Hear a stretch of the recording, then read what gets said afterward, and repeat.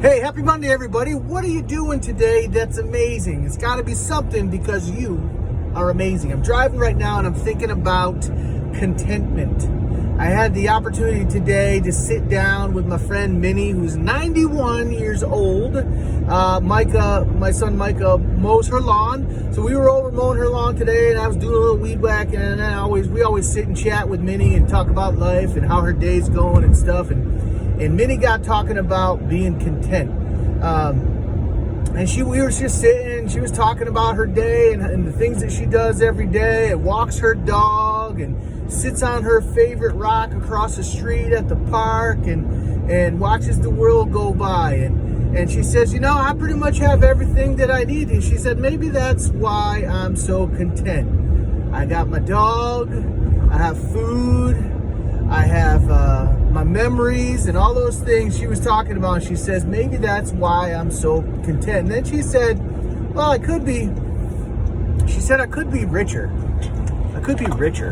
And she's not poor by any stretch of the imagination, but she said, I could be richer. And I said, okay, well, how would your life be different if you were richer?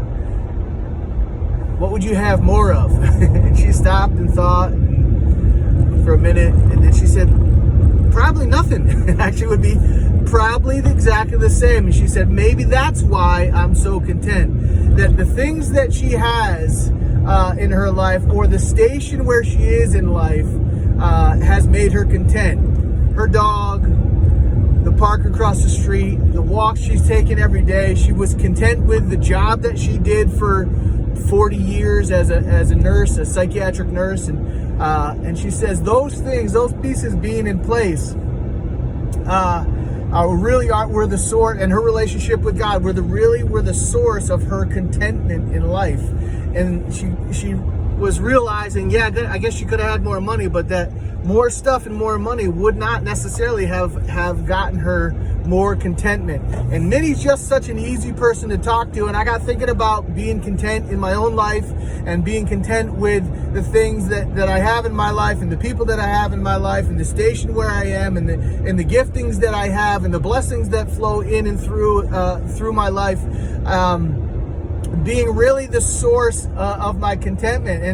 And it's not about being satisfied and never reaching. It's not about that, because we should, to me, I'm always reaching for this and say, hey, how could I improve in this area? Or, how could I gain more here? Or how could I bless more here? But that's not the source of my contentment. So that's not necessarily being satisfied with everything you have, but being contentment. And being content means as you live your life on a daily basis, no matter what's swirling around you, and you have contentment, you have peace of mind, peace in your heart, you have a joyful heart, a skip in your step, even when things aren't going perfectly, when you're a content person.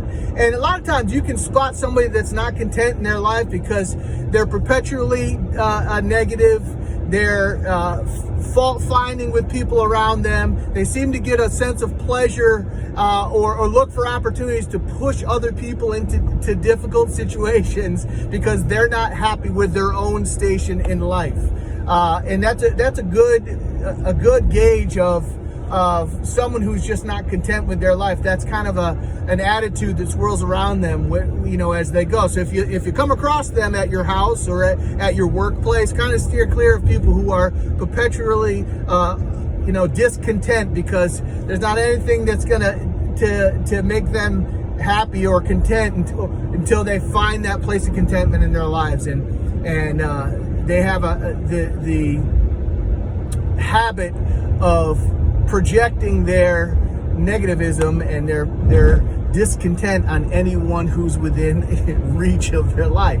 But I just really enjoyed my time talking with Minnie. It got me thinking about my life and the things that I do and the occupation that I have, where things aren't really exactly the way I want them in all these different areas. But in spite of that, full of content, doesn't steal my joy or my peace as we go. So I want to encourage you as you go to think about what are the things in your life for you personally that are the start of contentment or the perpetuator of contentment in your life. What are those things?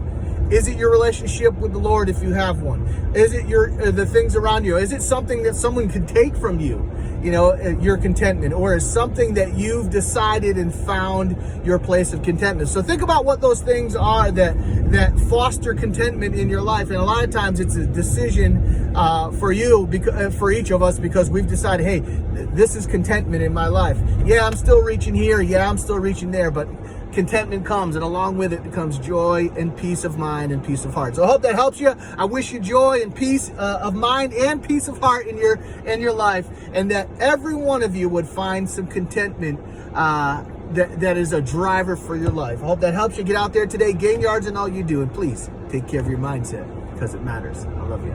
Peace.